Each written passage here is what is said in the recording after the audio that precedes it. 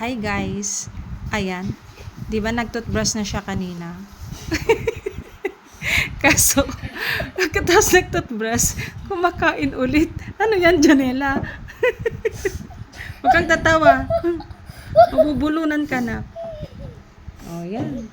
Yan ang ginagawa niya. Pagkatapos daw mag-toothbrush, may nakalimutan siya eh. Hindi pa pala siya naka-milk. And may kasama pa palang banana. Ayan. I want to cut it. Ayan po, ang aking prinsesa ay maganang kumain dito sa probinsya. Ayan. Ito naman yung kay mama. Ah, kay mama din daw. Oh, may nagmi-midnight snack na kami. Ayan. Ayan, meron na kaming kasama. Hello!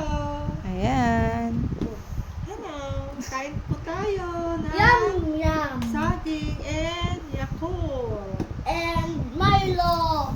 And ang aking prinsesa ay kumakain ng Milo. anong kumakain? Ng saging at meron siyang Milo. Ayan. Ako lang mag-drink. Ako sakto. lang.